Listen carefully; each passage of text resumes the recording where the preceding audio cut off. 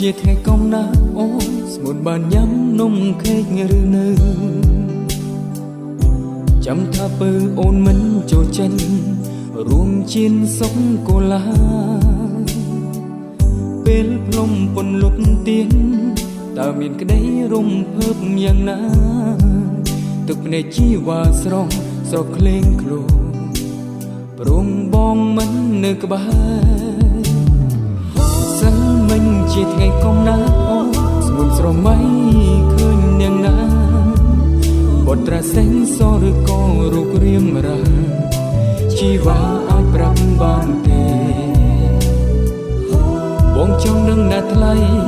រាត្រីមួយធ្លាក់ខ្យល់គ្មានពន្លឺខែបងដកអាវដនដប់មកស្នេហ៍អូននៅចាំទេម្សិលមិញជាថ្ងៃកំណត់អូនមានស្ងួនបំផ្សងប្រាថ្នាមួយណាការងារជូនជ័យរកស៊ីកាន់ការឬប្រទិញជាសុខសាអ្វីដែលថ្លៃបានសងគឺបំណងបងកិនសូមវមិតជួមតែសុខទោះជីវិតបងអស់ក្តីស្រណុកសល់តែទុកបងក៏សុខចិត្តព្រោះអូនម្នាក់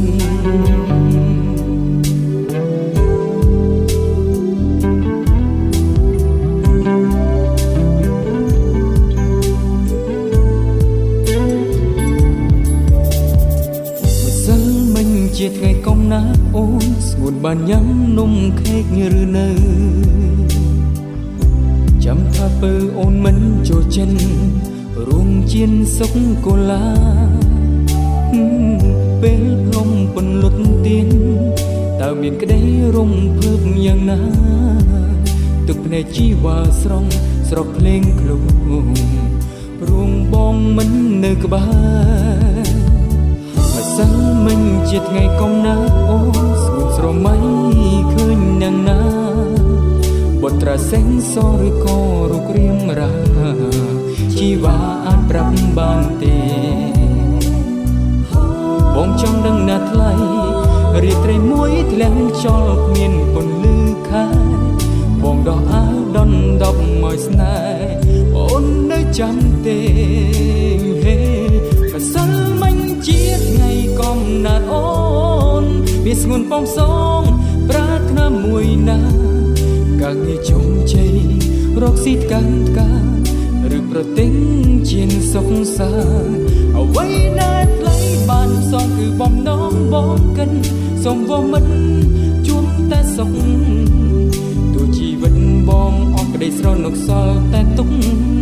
បងក៏សុខចិត្តម្សិលមិញជាថ្ងៃកំណត់អូនមានស្ងួនបំសងប្រាថ្នាមួយណាការងារជុំជ័យរកស៊ីកាន់ការឬប្រទិញជាសុខសា